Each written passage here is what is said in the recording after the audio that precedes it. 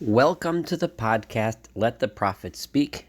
This is Isaiah, Yeshayahu 57, chapter Nun Zion. And this is Saul Weinreb, your host. We last studied chapter 56, in which we ended the last several verses, which really should be together in this chapter, according to the way the Jewish chapters are broken down. This chapter 57 is a continuation of the last three verses of 56. In those three verses, God was criticizing the people who were out for their own benefit, their own gain, their own selfishness, and greediness, and God criticized them for thinking and saying things like, we're just going to eat and drink wine and get drunk and do our thing because nothing's going to be a problem. So we're still talking about those people, and the first verse of 57, there's various ways to interpret it. I am going to interpret it similar to the way the Malbim is interpreted. I think this one is that the people speaking are still those selfish people, those groups of selfish drunkards, etc., that do their own thing, that don't pay attention to others, and they say as follows, and this is following the lead of the Malbim on this interpretation. Hatzadik avad, the righteous person, is lost. He dies. As the Malbim says, Heim omrim nisba sechar nishtayayin. These people say we can drink beer and drink wine, because what is going to happen in the end anyway? The righteous person dies just like we die. Ve'ein ish sam alev, and no one really cares. No one pays any attention. The righteous person dies, the evil person dies. They all die, so we might as well have fun. V'anshe chesed ne'esafim be'ein maven. And those people that practice kindness and are nice to other people, they all die without anyone ever understanding. Everyone wonders, why is it that these good people perish and die? We might as well just be evil and enjoy ourselves. And then they conclude, why is it that all those righteous people died? Because they weren't selfish enough. They didn't stand up for themselves. They didn't fight for themselves. They weren't big enough. Because of their... It's because of the they deprived themselves of the raw. Because they deprived themselves, that's why they died. So God answers as follows: Yavo shalom. God answers, no, peace shall come to him. He who lives a good life and is not selfish will have peace. You, on the other hand, will never have peace, which we'll see, God will say more in a minute. Yanucho al mishkavosam. They will rest upon their beds. Yes, they will die, but they will die knowing that they lived properly. Holech nechocho, he who goes straight, he who walks straight with me and isn't crooked. V'atem, and you, God says in plural, and you all, kirvu heina b'nei onena. All of you people that are people of sorcery, come close and listen to me. Zera, you children, mina'ef v'tizneh, that are full of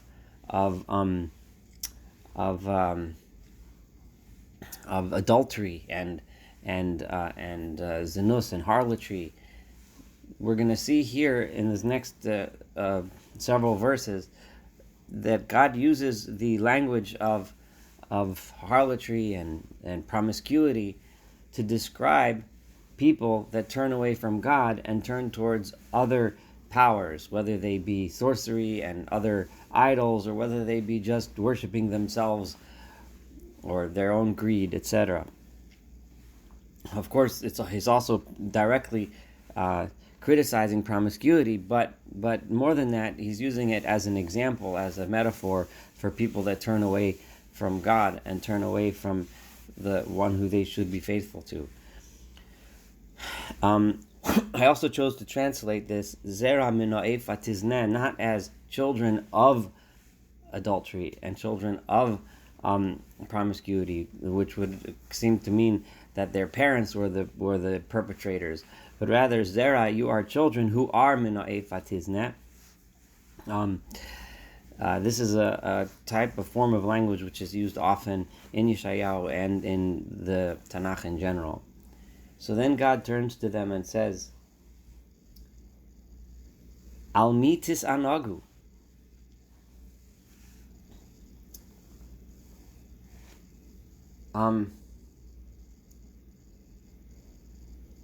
Wait, actually, before I go to verse 4, back in verse 3, when it said, Va'atem kirvu heina, come close to me, this is somewhat reminiscent of something that God said earlier. If we remember back in chapter 41, there, God was talking to the nations, and he said, in 41 verse 21, he told them, Kirvu rivchem, come close to me, gather around, hagishu atzmechem, atzmosechem, yomer melech Yaakov. Come to me and tell me, defend yourselves. Tell me how you can explain your behavior. That was a place where God said that to the nations and their behavior of being oppressive towards others. Over here, God is telling individual people, whether they were leaders or others that led people astray in the wrong direction, away from God, towards selfishness, etc. God's asking them, come here to me and defend yourselves. Because as we'll see later in this chapter, God's intention is not to destroy them. God's intention is to bring them back. Al mitis anagu, al mitarchivu peh. For whom do you pleasure yourselves? Remember, we've seen many times, especially if we go all the way back to chapter 2, all the way back in the beginning, the relationship between arrogance and sorcery. I just want to go back to chapter 2 for a moment, verse 5. Where God said, Kinatashta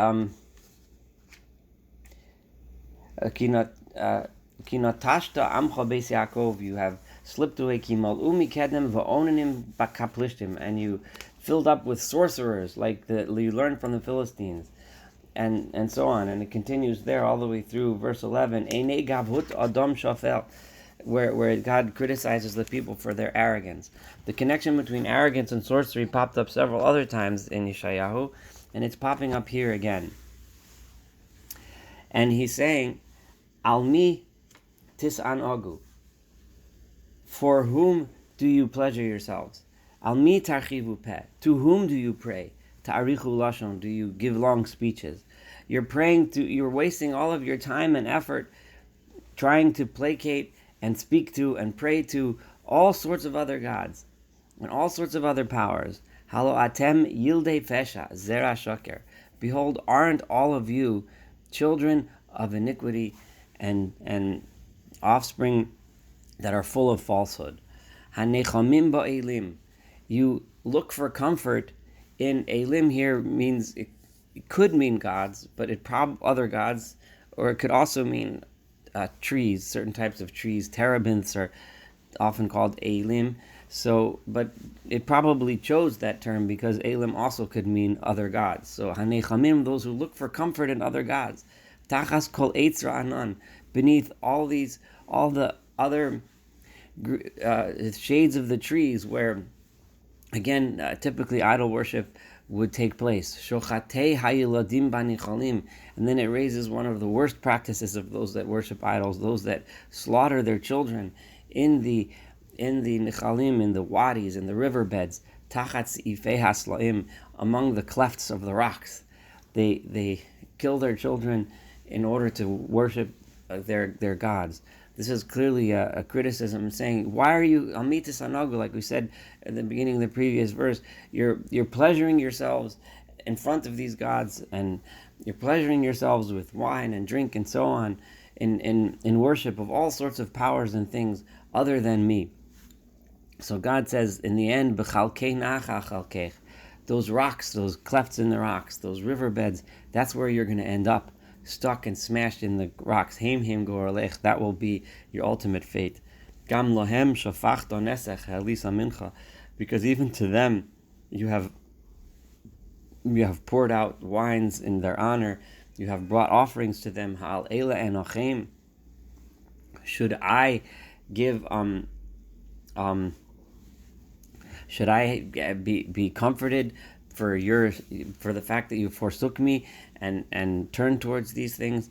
Al har gavoa v'nisa. In another place, God says, on the high mountains. Again, we all know from archaeology that it was typically on the tops of the high mountains where they built the temples.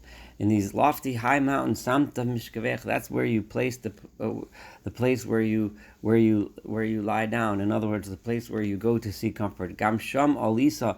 Over there, you have went lisboach zavach, to bring sacrifices to those gods. And then God turns towards the practice of the people who often try to look on the outside like they are pious towards God, and they try to set up a life where people look at them and they think that they act as if they are pious, good people, but behind closed doors, their actions are anything but in their real heart. And behind the doors, behind your doorposts, samt zichronech. That is where you are placed your thoughts, your memories. Where you're really thinking, your mind is what's going on behind closed doors, what you're not showing the public. Ki me'iti gilis, because you have ran away from me. You have exiled yourself from me. Vata'ali, and you have went up. This going up would be a reference to the Har Gavoa, the mountaintops, which we just spoke about in the verse before. And then just like after we mentioned the mountaintops, it said samt mishkavech. That's where you placed the place where you lie down, the place where you look for comfort. Again here, hirchav to mishkavech vatichras lach mehem. You have widened your bed, the place where you lie, the place where you seek comfort on those mountaintops, in those temples to those other gods. Vatichras lach mehem, and you made covenants with them. Ahavt mishkavam yod chazis. You have loved lying in their beds. Again, this metaphor of using the idea of lying with another woman, of lying with another a person, disloyalty to your spouse, being the image of lying with the other gods on these mountaintops. Yod chazis, you have made a covenant with them. Vatashuri lamelach bashemen, and you got so involved in the things that you are looking after and going towards, just like now this is vatashuri switches to not switches. We've been using the feminine form here. This last two verses of the image of a woman cheating and being promiscuous outside of the relationship with her spouse. So, and God says over here, uses the image of you're not just being unfaithful, but vatashuri lamelach bashemen. You've dressed yourself up and oiled yourself in order to make yourself attractive, so that you can have relationships with even the king. Like you're trying to move up in the world by making yourself attractive. Vatarbi rikuchayach, and you used many different perfumes. Vatishalchi tzirayach ad mirachok, and to the extent, and remember the image that God is saying here is that you, the people that have decided to seek their own benefit and their own pleasure rather than be faithful to God, have dressed themselves up in such a way in order to leave and to gilis, like we said before, to exile themselves, to go away. They did everything they can to make themselves attractive to those other peoples, those other gods, those other things, in order they should be accepted in the other world. That's the image that God's trying to draw here. And he's just using the image of a unfaithful woman to portray that. So he says, "Vatishalchi tzirayach ad mirachok." You have sent messengers far, far away. You've looked everywhere except for at me. God says, everywhere you looked, you tried to go and make yourself attractive to the kings, to the powers that be, to the nations, to everyone else except for me. And you went so far out, vatashpili ad sheol, and you lowered yourself to the netherworld. This is the image. Sometimes, in order to be accepted by others, you dress yourself up and you put on all the oils and the nice clothes and you make yourself look good to them. And sometimes you degrade yourself in order to placate yourself to them, in order to put yourself beneath them. I would like to remind you here about the multiple times we had criticisms of the people for seeking alliances with Egypt and seeking alliances with Assyria and seeking alliance. Yeshayahu spent so many times, many chapters, especially in the first 20 to 30 chapters of the book, criticizing them. Rely on God. Don't keep trying to degrade yourself by paying tribute to these other kings that who are really only out to get you, not out to help you. So that's really what he's criticizing here. You degraded yourself to go there. Berov darkeich yogat lo amart noash. No matter how hard you tried, you kept trying and it never worked. But you never gave up. You kept trying to placate yourself to all those others, but instead of getting anywhere, it failed. Chayat yadeich matzas. What did you find? What did you find? No matter how hard you kept trying, you were never accepted by them, but you did find gratification for you managed to find a lifestyle, a way of life in which you were able to fulfill your physical lusts and desires. So you kept on going. Al kain lo chalisa. Therefore, you didn't stop. Right? So God's saying, what you never found acceptance, but you did find a way to throw off the yoke of God and seek your own personal pleasure. So you never stopped. However, and this is a very interesting observation, and that is that when people live a lifestyle where they pretend to be faithful on the outside, but on the inside they're not. People that are constantly seeking something else, deep down they know where the truth lies, so they're constantly lying. And now God says something in one of the several instances of sarcasm. God says,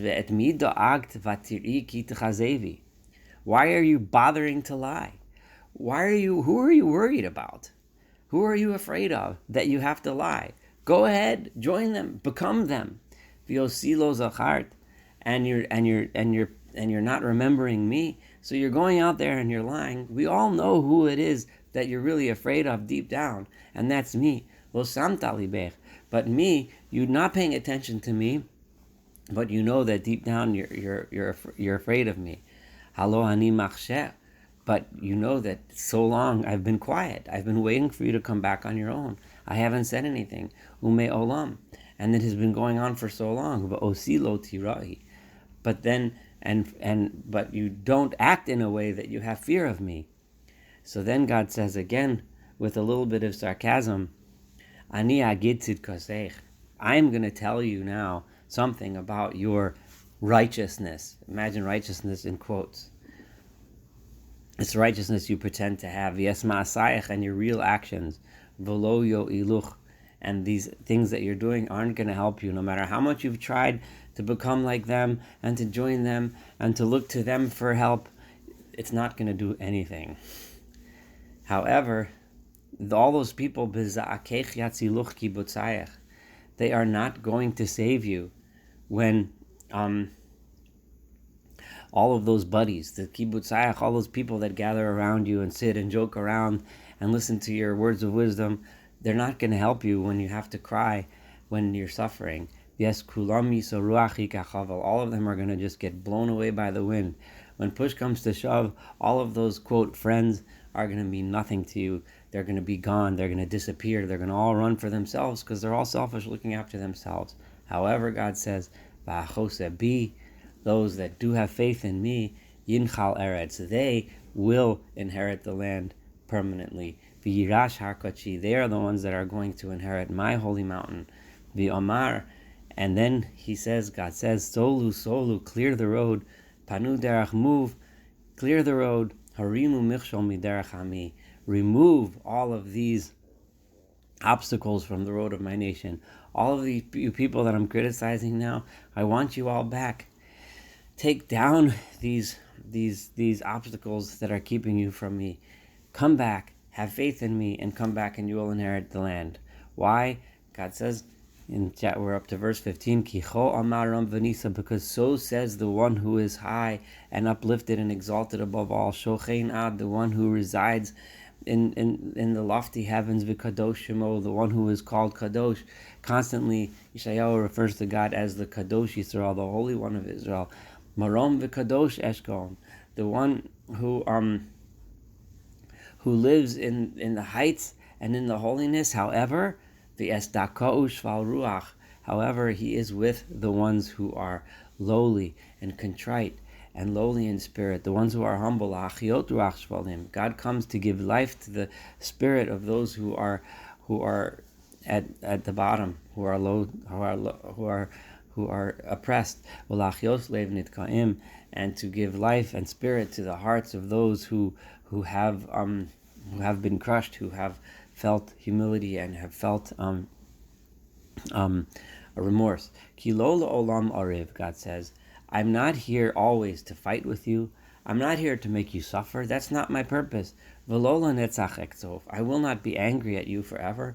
Yes, I was angry at you, and I did punish you, but it's not going to go on forever.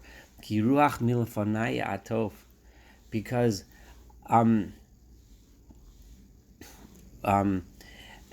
I am the one who makes spirits. I'm the one who created spirits in a way that they sometimes is translated as flag or wrap or I wrap people in their spirits. I was the one that created people. I gave them their spirit. I was the one who created the souls. I didn't create them because I wanted to hurt them and to make them suffer. It was ba'avon bitz'okatzafti, he says in verse 17. It was because the sin of their greed that I was angry, v'akeu, and I struck him, haster, and I hid my face, v'eksof, and I was mad. Vayelech shovav b'derech libo, and they kept on going in the way of their own hearts. They were the ones that didn't listen. D'rachav ra'isi, but I saw his ways, and what did I do? V'erpaeu, I came down to heal him. V'ancheu, I came down to guide him. V'ashalem nichumim lo v'la'avelav, I came to bring him comfort, and to those that mourn him. The people that suffered, I came to comfort them. I came to help them. I came to bring them back. Borei nivsifosayim, I am the one who creates the speech of lips. Shalom, shalom, l'rachok v'lakarov, I have come to say peace, peace to those that are distant from me and those that are close, those that remain faithful and those that have stepped astray. I am here to bring peace to all of them. Omar Adonai, says God, Urefasiv. I am here to heal them. I am here to heal them all. However, nonetheless, there will still be those that choose not to be healed. V'horoshaim, and the evil ones. Kayom nigrash, they are like a stormy sea.